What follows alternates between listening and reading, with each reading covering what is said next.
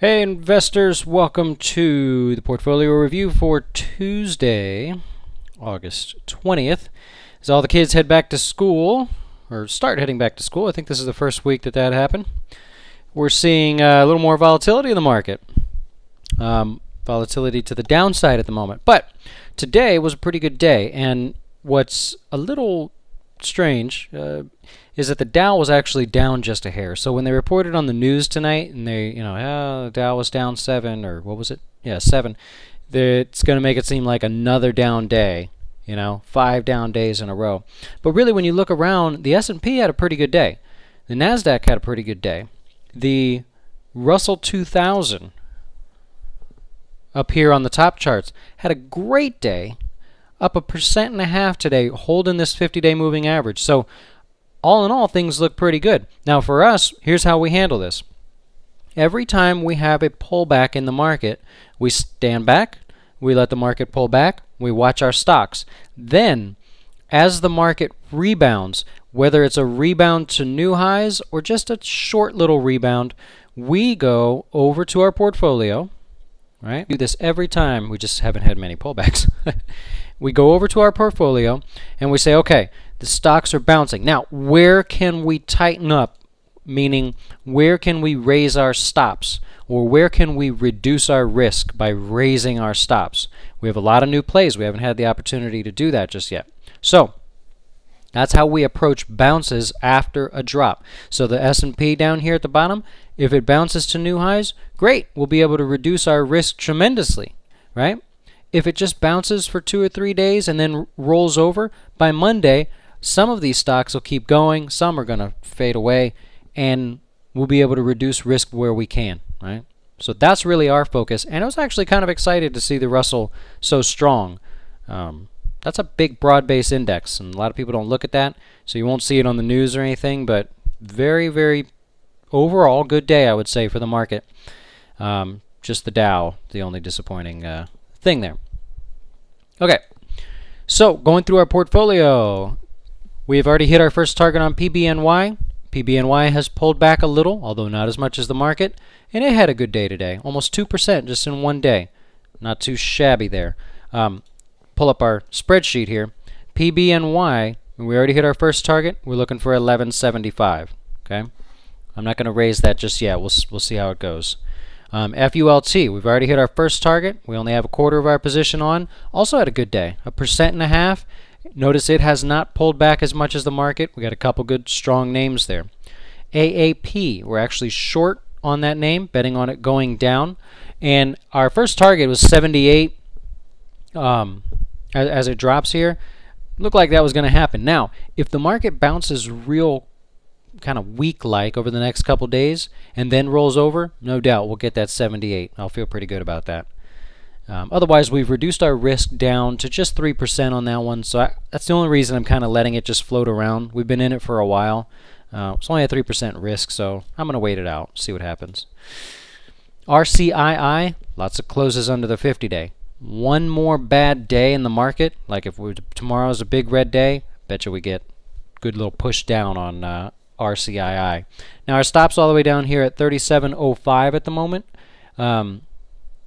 It's not bad, right? It's only a 5% risk, but I don't like being under the 50-day, right? You wanted to see just like it's bounced, pulled back a little. Bounced for new highs, pulled back. Bounced for new highs, pulled back. Now we're struggling. Don't like that. So we'll see what happens there. Cybex had a really good day today, bouncing right off the 50-day. This is what we want to see out of RCII. I don't mind if we spend a few days down here, but you got to get going. Right, we got to show that strength again. All the growth names today had a good day. We definitely want to see this one get to new highs pretty quickly. Yum Brands, really quiet actually. Not a whole lot going on. Peaked up there to new highs just for a second, and now it's staying quiet.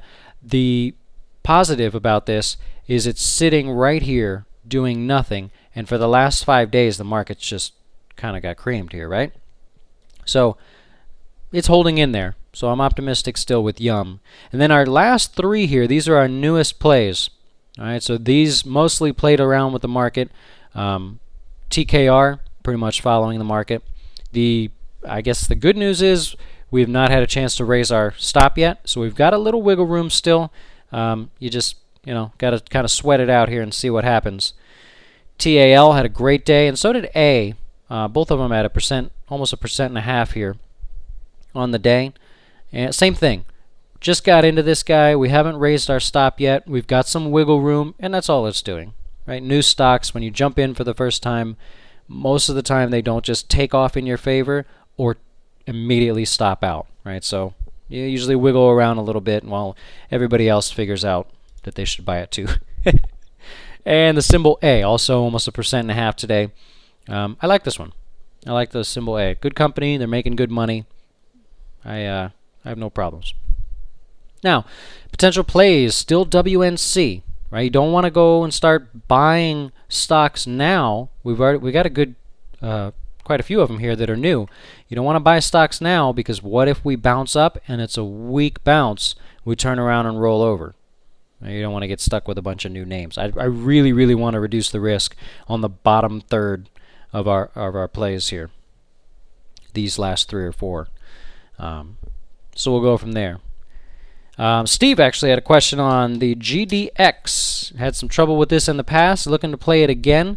I'm hearing this just around as you listen to different people and friends and stuff. A lot of people talking about gold miners, giving it a try again. Some of the most popular names being Newmont, back above the 50-day. ABX, which is historically one of the weakest names in the sector and has been, also back above the 50-day. And then my personal favorite, AUY, also back above the 50-day. So Steve's asking, should I try this GDX again? Fairly interested in playing it. You do have quite a few people taking that chance on a bottom here. You could see it really if you look over here on the weekly chart. Over the past few weeks, look at the amount of people picking this bottom. Over the past few days, look at the amount of people picking this bottom. And that really, it just boils down to being back above the 50-day again. Right? Notice all that volume coming in. Looking good, right? I don't have a problem with it. So here's, Steve, if you're going to play the GDX, here's the thing I would look at. If you're thinking, just right in here somewhere, 29 to 30 might be a good place to get it. Just tell yourself that you're really going to get right about here, which is basically the same area. This is your target area. So if you're happy with like 31 to 37, somewhere in there, that's pretty much what every trader's going to shoot for. You got a little bit of selling right here. I would use this right here. Let's try this again. I would use this as my, if I'm going to take it here, if I'm going to risk this, probably just have a stop under the low. Is it worth, say, 36.50, which is just this first area? Because what could happen, you could get to 36.50 and blow right through it, go straight on up here to 40-something. Always just plan for like the least possible reward, right? If it works out better, great.